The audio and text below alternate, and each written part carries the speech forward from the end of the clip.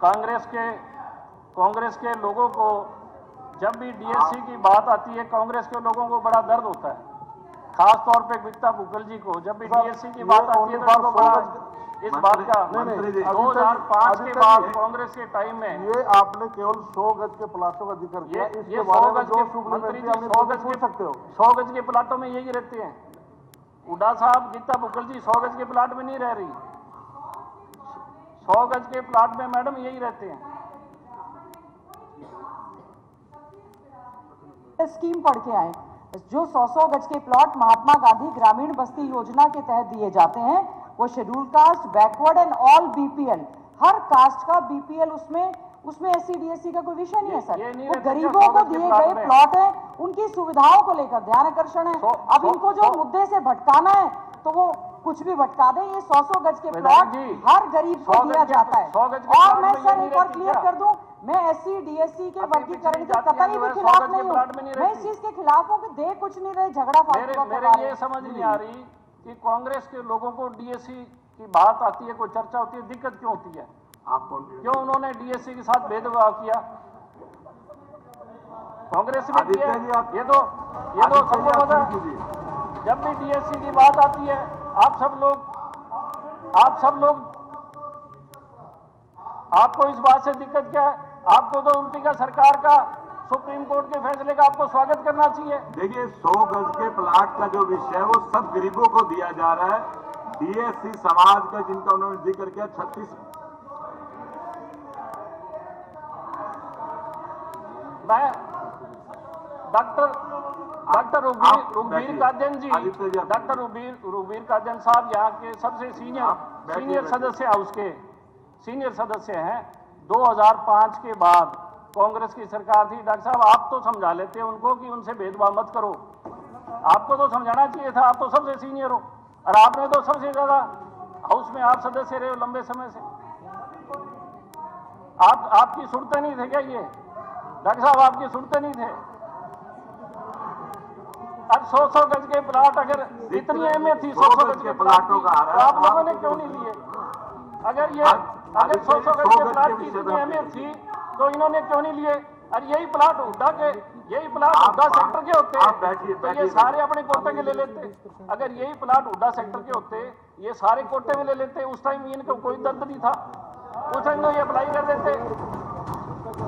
तो इनको ये आप बिना परमिशन खड़े मत होइए प्लीज। देखिए शैलवाल साहब, आपके हल्के में कॉलोनियां नहीं है तो सबको हिस्सा मिलना चाहिए कि नहीं मिलना चाहिए? आप बैठिए। अन्य लोगों को हिस्सा मिलना चाहिए कि नहीं मिलना चाहिए? तो आप विरोध क्यों कर रहे हो? हिस्सा नहीं मिलना चाहिए।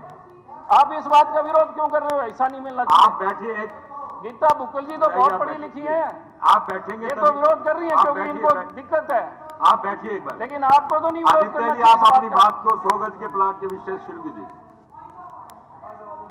वो 100 गज के प्लाट से ही शुरू कर रहे हैं। आप 100 गज के प्लाट में स्पीकर साहब, 100 गज के प्लाट में गरीब आदमी रहता होगा, जो फाइनेंशियली वीकर सेक्शन है वो उसमें नहीं आते ये जातियां सारी। तकलीफ तो आपको है जी, मैं तो अपनी बात रख रहा हूं, तकलीफ तो आपको है। एक मिनट, आप 100 गज के विषय पे आइए। 100 गज के प्लाट सर, 100 गज के प्लाट में सर 100 गज के प्लाट में क्या वीकर सेक्शन के लोग नहीं रहते? कंटिन्यू कीजिए। मैं तो बोल रहा हूं, बोलने नहीं दे रहे, विरोध कर रहे हैं। आप बैठिए। मैं ध्यान दिलाना चाह रहा हूं, इनको दर्द हो रहा है इस बात का। आप बिना परमिशन के खड़े मत होइए। जितने विधायक आपकी पार्टी के विधायक क्या इसका विरोध कर रहे हैं डीएससी का? तो फिर आपको दिक्कत किस बात की? आप बात सुनो मेरी, आपको दिक्कत किस बात की है? आदित्य जी, आप इधर बात कीजिए, उधर छोड़ के आप जिक्र भी शुरू कीजिए। सर इनको दिक्कत किस बात की हो रही है? इनको खड़े होकर इनको समर्थन करना चाहिए कि सुप्रीम कोर्ट का फैसला है। आप बैठिए। सुप्रीम कोर्ट सबसे बड़ी कोर्ट है, अगर उसने फैसला किया है मैं उसी पे कह रहा हूं सर। आप अपनी बात को सर, सुप्रीम कोर्ट सबसे बड़ी कोर्ट है जिसका हम सब लोग सम्मान करते हैं कि उन्होंने। मंत्री जी एक बार उनको बात रखने दीजिए, अपनी बात रखने दीजिए। मंत्री जी एक बार आप अपनी बात रखिए, उसको समाप्त कीजिए। सर 100 गज के प्लाट में यही लोग रहते हैं। मैं आपको बताना चाहता हूं, इनका काला चिट्ठा खोल दूं आज मैं। High court, Punjab Haryana high court ने ए ब्लॉक पे स्टे लगाया ओनली सर्विसेज पे, इन्होंने एजुकेशन पर अपने आप ही ठोक दिया। वो तो मनोहर लाल जी का भला हो, 2020 में हमें एजुकेशन का राइट दे दिया। स्टे था नौकरियों पे, इन्होंने एजुकेशन पे भी लगा दिया था। वो तो मनोहर लाल जी का धन्यवाद, और धन्यवाद हमारे लॉ ऑफिसर्स का, उन्होंने एजुकेशन में दे दिया हमारे को। मंत्री जी आप बैठिए। जब आदित्य जी आप अपनी बात को समाप्त कीजिए। सर एक बार सुन तो लो, जब हरियाणा पंजाब हाई कोर्ट ने वो डिसीजन हमारे खिलाफ दिया, आप विषय सर प्लीज विषय से भटकने का काम मत करें।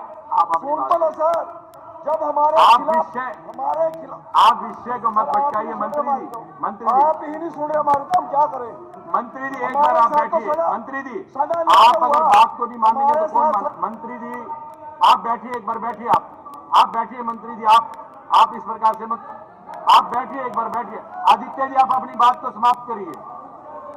आप बैठिए मंत्री जी, अगर आप ऐसा करेंगे तो कैसे काम चलेगा? बैठिए प्लीज। आप मंत्री जी आप बैठिए, अगर आप ऐसे करेंगे कैसे चले? आदित्य जी आप अपने बात को जल्दी समाप्त कीजिए। स्पीकर साहब, जो हरियाणा के लोगों के हित का कार्य है उसके सराहने में कोई दिक्कत नहीं है। और हम सब लोग तो शुरू दिन से ही चौधरी देवीलाल जी, चौधरी ओम प्रकाश चौटाला जी ने हर जाति विशेष को बराबर हिस्सा देने का काम किया, कहीं भेदभाव नहीं किया। अध्यक्ष महोदय, जैसा कि माननीय मंत्री जी ने जवाब में बताया कि पिछले 10 वर्षों से इस योजना के तहत लगभग 320 करोड़ रुपए बजट आवंटित किया गया और महात्मा गांधी ग्राम बस्ती योजना के अंतर्गत लगभग 45